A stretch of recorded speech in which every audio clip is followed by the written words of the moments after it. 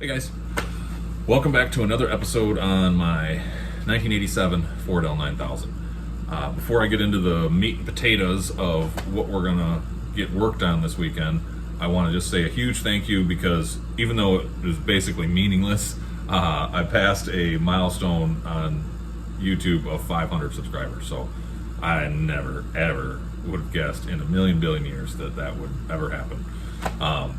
It's pretty cool that it did though. So again, it means nothing in terms of YouTube land, but other than I got an email from them that said congratulations. So just, I guess my point is keep doing what you're doing, liking, subscribing, commenting, sharing, whatever you're doing. My point though on it is for those of you who aren't in the know about YouTube, the reason I say 500 subscribers means nothing is it's not even close to monetizing this channel. So I've never have, and probably won't for a very long time, if ever, make a penny off of YouTube.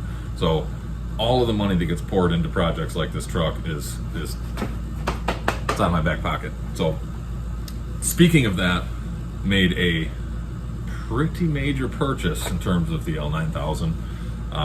Just going to give you a teaser right now. You won't get to see it till at least next week. I don't know when the stuff's going to show up. So. But it was ordered, and it was a lot of money.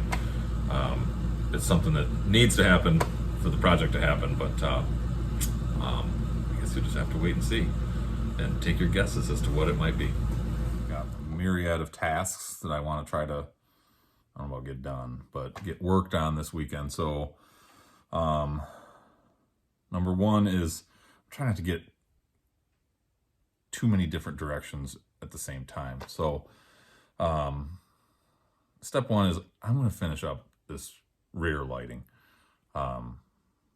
get it wired. I'm not saying we're going to get it loomed and done because we got to pull that stuff back off to paint, but we're going to get it wired so we don't have to take it back apart again. So between the solenoids for the air and the trailer lights and truck rear lights, all that good stuff, get it tested and wired and into a junction box and done. Then we're going to tackle the front air ride. So you're going to get a little bit of both in this video. It's going to be a little bit of rear lighting. Try not to make it be too much because we've already had like, I don't know, 2 episodes or 3 episodes on the rear end of this truck, and it's not that interesting. But regardless, we'll get that done. Then we jump into the front air ride. So I had about half a day's worth of work on a dump trailer from work this morning. So we're going to get a day and a half-ish and then a basketball game to go to too. So let's get after it.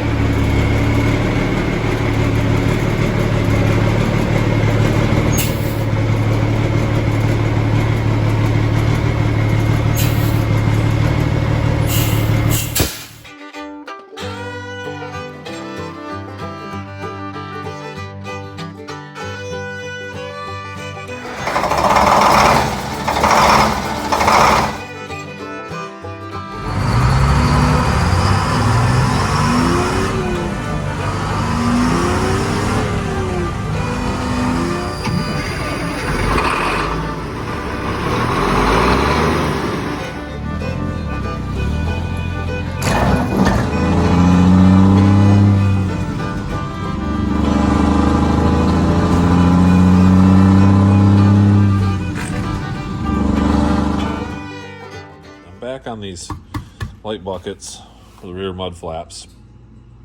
So you remember from last week, we got these roughed in, got everything. Pop one of these out here for you. Got our rough cuts made, as you can see, and I just popped the lights in just so you could see. But what I'm going to do now is pop all these lights back out, and I've got some 1/8 inch bar here that is already 2 inch wide, so it's perfect width for these. I'm going to cut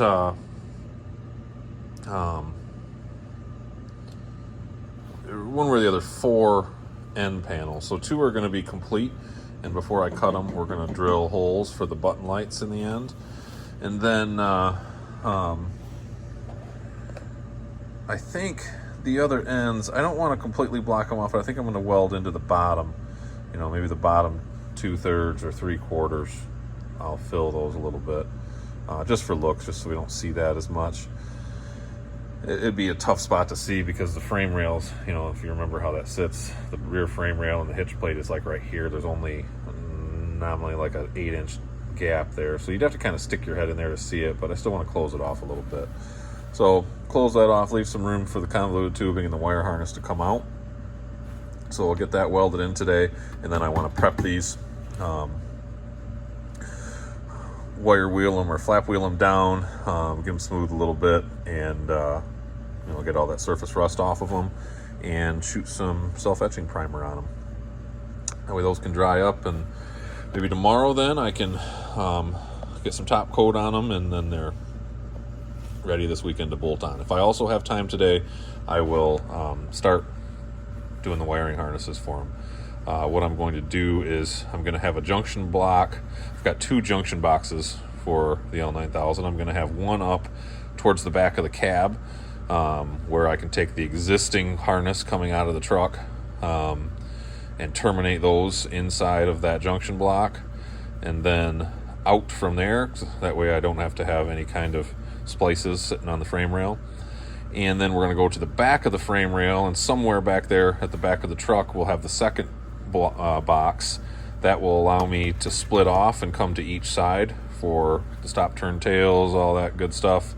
And also that'll be the point where the trailer light, the RV harness, comes off, and we'll have to involve one of those lighting converters too, because a semi tractor, truck, whatever you want to call it, uses individualized left turn, has a wire for left turn, a wire for stop, and a wire for right turn, whereas RV style uses left turn and stop, right turn and stop. So we've got to have a converter that'll split us, as the truck's going to operate one way, and then we've got to convert the trailer signal to work the other way with standard RV type trailers, so like what my gooseneck is, etc. So see what we can get to. Let's get after it.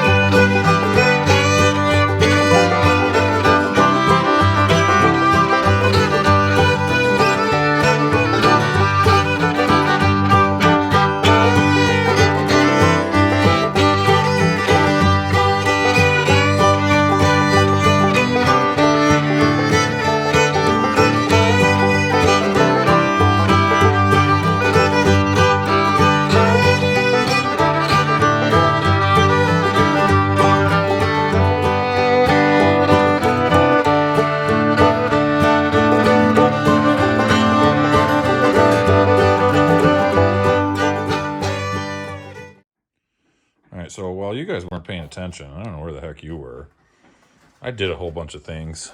Again, this isn't that interesting. So long story short, I took a test light and tested the wire feeds coming back, figured out what's what.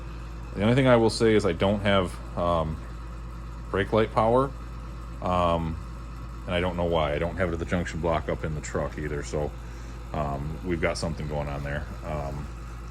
And I used some shop air and put the truck up right up to 120 pounds, and with a level on the brake pedal against the seat, and we still don't have. So anyway, not to belabor that, but I need some more convoluted tubing, but I used what I had, got us loomed through the back, and got ourselves into a junction box. So what I've got here is I've got all my ends. The only thing I don't have is my electric trailer brake power. I don't even have a wire yet, so I got to get about 20 foot of blue wire that I can feed through. I won't use a stud because I've used them all now at this point. That's okay because I only need a single feed in and to connect over to here to my harness to that blue wire there. So that's okay. I'll just let it pass right through this junction box. So I've got a feed in, 6 wires in. So we got left turn, right turn, stop, ground. I'm sorry, left turn, right turn, stop, tails, rear work light, switch power, and then number 6 is an unknown. But it ran back with the rear wire pack, so I ran it back into here and just dead ended it on the second stud. Then I did use the 7th stud in the junction box because it's a 7-pole box. I use that as my ground stud. Pulled ground off of this panel here, this wire here. I've already got it actually. Got those on there, as you can see, and then it runs to this stud up here, which you probably can't see, and then all my individual feeds coming out. So then coming out, we've got multiple wire packs coming out. So we got 4 wires coming out that come through here. So we've got right turn, stop, tail light, and ground. Coming through here, we have blue. You know, it's not trailer brakes. Blue I'm using as rear work light power. So we've got power and ground. I'm not gonna run those to a reverse light switch. I'm not worried about it on this truck, and I'd rather have those come on with that and give me lots of light here. I don't have to worry about having it in reverse to have those, so that's gonna all be switched power. Got a second blue feed that'll come out and feed that guy there. Then we've got our feed coming over here to the left side, which is left turn, stop, tail lights and ground. And lastly, we have our trailer light feed. So I've already given myself all my individual feeds coming out. I've got them all just looped up and zip tied off out of the way. Those will eventually go into one of those tail light converter things that'll convert it to the RV style, where I've got combined stop turn. So for now, we'll leave those be. We'll probably mount that box somewhere in here, I don't know, but we got enough wire that we can get wherever we need to get. So obviously I cut the holes for these lower rear work lights. I bought some nutserts for the license plate. Never mind, this license plate, this is an expired plate off a truck at work, and I just used it to locate everything and make sure it worked.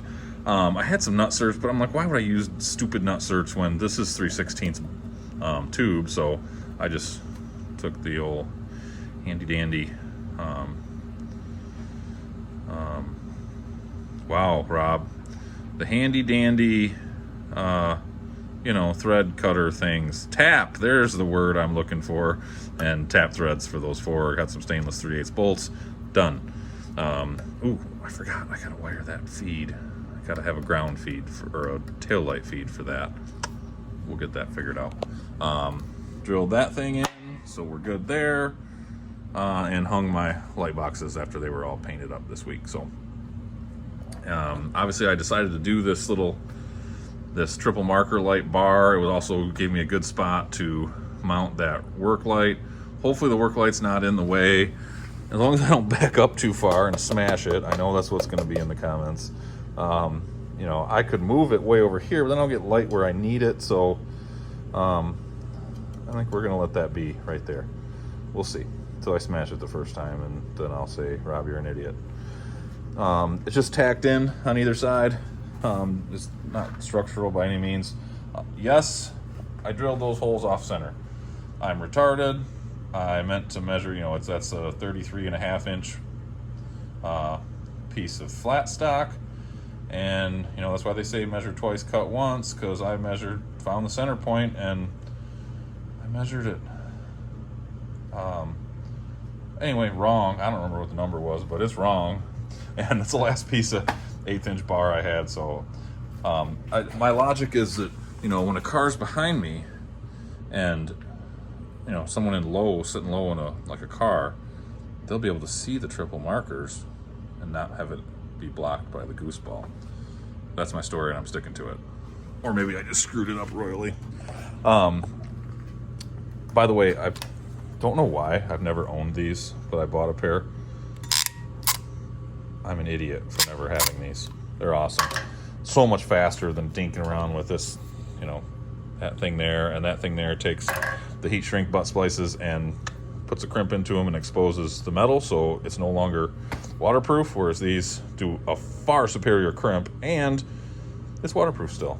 So shame on me for never having those, but we do now. So, you know, even all those, even the non-heat shrink ones, all my ring terminals there are all used with that. Just so much better. You don't have to worry about them pulling out. Awesome. So tomorrow I'll get after the final wiring. The rest of this wiring I won't be using butt splice connectors. This will all be Western Unions in here, partially because I'm out of butt splice connectors, but also just because I want these to be a little more sealed. This stuff in the frame rail is a lot more protected. Back in these boxes is going to get wet and whatnot. So anyway, we'll get that done and test everything out. Time to go eat some pizza. Okay, so we got everything installed. Everything's loomed. I think I said before, I am out of convoluted tubing, so I've just loomed everything. Yeah, there we go. It's ready to put the tubing on, but it's all wired, permanently wired. Other than the trailer brake wire, got that feed, and I'll get some number 12 primary wire this week and at least get it ran down the frame rail up into the cab. We're not going to put the brake controller in just yet, but we'll get it so this part can be completed. I was actually able to wire the trailer lights because, as I found out in trying to troubleshoot my brake lights, someone has already converted this truck up here, so the feed actually coming back on the frame rail is already RV style, so stop, turn, tail combined. So they did it at a junction block somewhere up there. I spent a lot of time trying to figure it out and gave up. You know, the only thing that could be an issue is if they change the wiring on the plug up here for the semi-trailer style lighting, because if that is wrong, then, and we ever wanted to pull an actual semi-trailer, our lighting would be wrong, but we'll cross that bridge when we get there. It's easily done. There's a junction block right there in the back of the cab. We could figure that out. So it's all ran. Everything works. So let's show you what we got.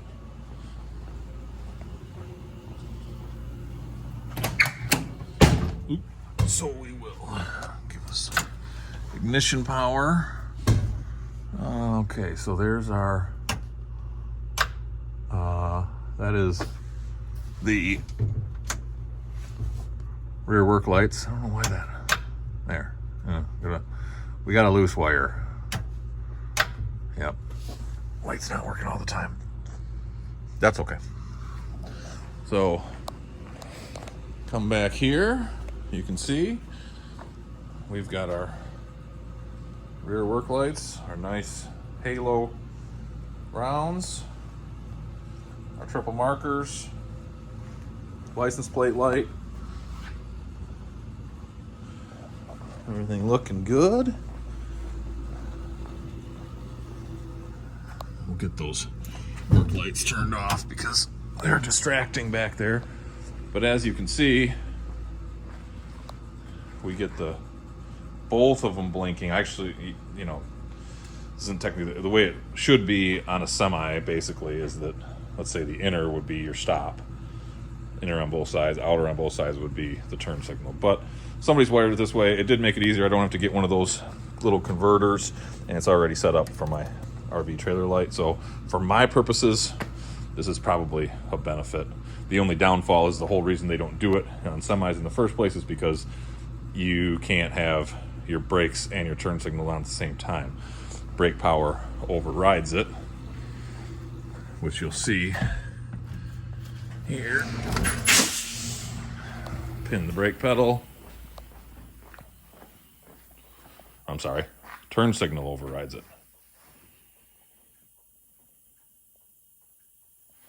So we have brake power there. So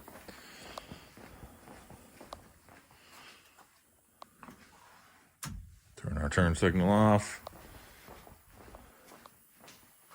And now we have brake lights all the way around. So there we go. I do also have a feed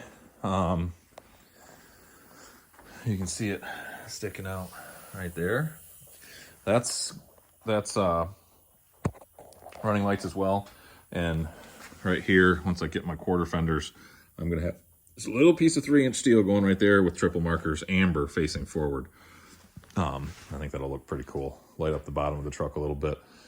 You know, I don't want to go crazy with lights, but we gotta have some. So there's all of our lighting.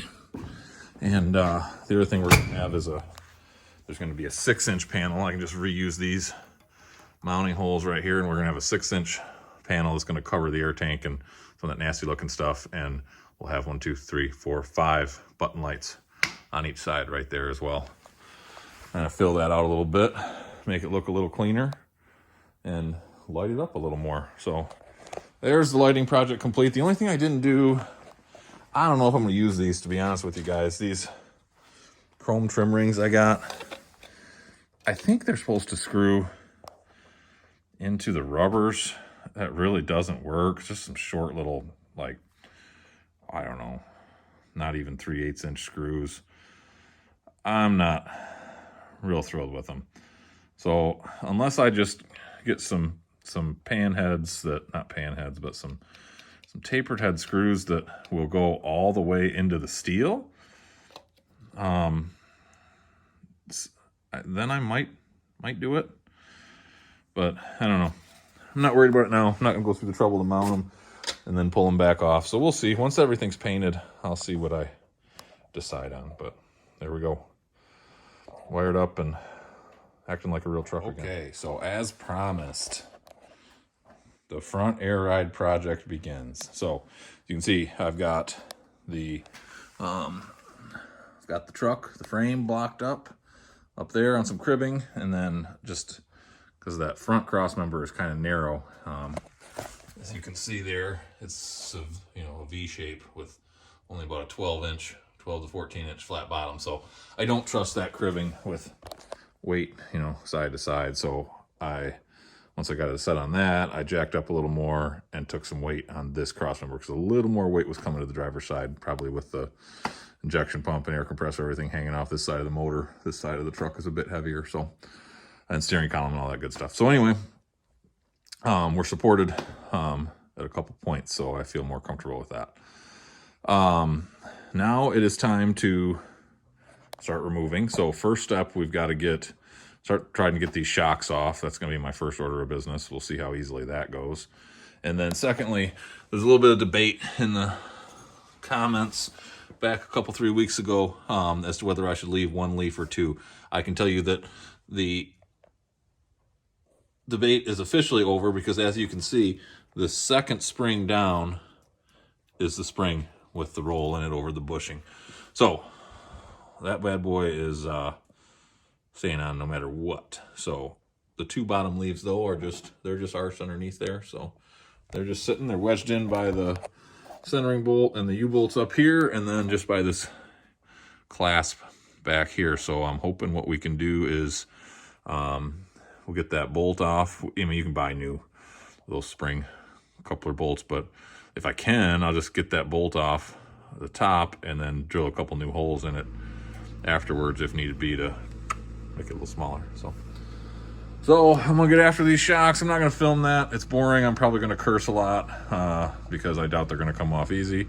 So yeah, let's do it. Okay, well, shocks came off easy. I forgot that big trucks use studs for the shocks versus, smaller trucks and cars that tend to use a bolt, which is stupid.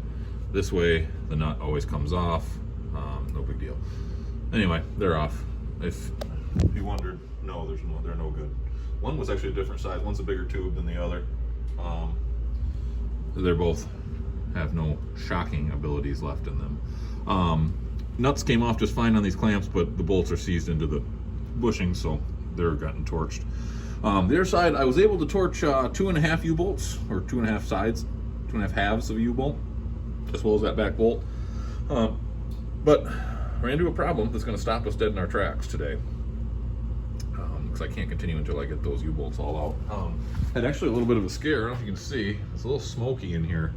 I ran out of oxygen in my other oxygen tank, so I got this little one that I keep as a second to spare. And to be honest with you, I don't know if I didn't purge properly. And this never happened to me, so it was new territory. But I lit the torch. Something wasn't right. I could hear gurgling and air moving inside. Long story short, from what I'm reading, is I got what's called I don't know, burn back or blowback. I think essentially some of the fuel, some of the acetylene mixed with the oxygen in the oxygen line, because what I found is that I reached down, I happened to touch the line, and my oxygen line was hot to the touch, like very hot. In retrospect, what was happening was there was ignition inside the line. So I put the torch down and closed the valves on my torch head, and the second I closed those valves, this exploded. Right there, you can see the oxygen line exploded and caught fire. What I had was this section of the line was cold, like you would expect with gas flowing through it, and from here to the torch head was literally burning hot to the touch. So what I'm looking at is, I mean, those of you who know what you're looking at, these are my dad's torches he's had forever, but there's no what do you want to call them, anti-siphon or no check valves, anti-burn back valves, whatever they're freaking called. We're gonna put some check valves on this. They're cheap, and then I'm not gonna bother, even though there's only about 2.5 foot of line that's bad. These aren't old hoses. These are, I replaced these around about 2 years ago, but you can see we're getting some, I mean, obviously that's the end that would probably get replaced, but we're not getting cracking, but they're whopped at that torch end where I'm always working them. And quite frankly, after that, for a $35 set of hoses, I don't trust them. They're going in the trash. So we're gonna put some anti-burn back valves, so that way, even if that were to happen again, they never mix back into the cylinders and cause us a major problem. Major problem being the death of me and the burning down of this barn. So safety first, we're gonna make sure we do that.